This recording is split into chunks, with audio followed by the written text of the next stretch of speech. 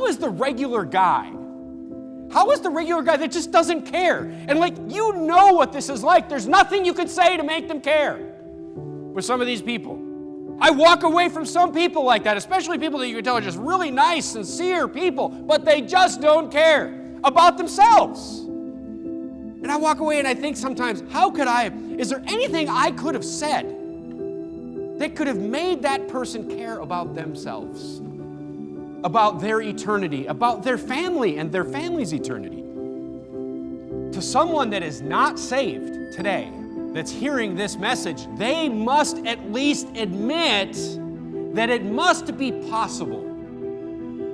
It must be possible that something you don't care about today, you will care about in the future. A great story that the tour guide told the kids on Friday. A great story for the kids. And I'm going to tell it again with a little bit more detail just for people that weren't there. In 1948, after World War II was over, Berlin was divided in half. Germany was East and West Germany. The Soviet Union controlled East Germany, and the Allied powers controlled West Germany, and the Soviets wanted Berlin. So they blockaded everything.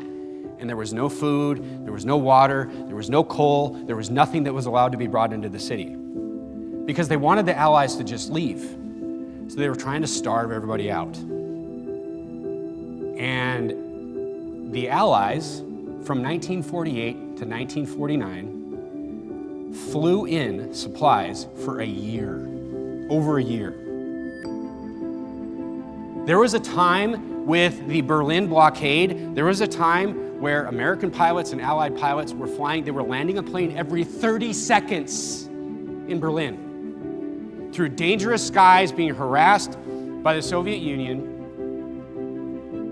And the story that was told on Friday was that one of the pilots got out of his plane, one of the American pilots got out of his plane, and he saw a bunch of kids on the other side of the fence. Dozens of kids, and the only thing that he had to give them was he had a little stick of gum. And those kids divided that stick of gum into 30 different pieces. And he said, this pilot watched this. He watched these kids divide that stick of gum into tiny little bits. So they each got a tiny little bit. And then the kids that didn't get a stick of gum, they tore up pieces of the wrapper so they could smell the gum on the wrapper.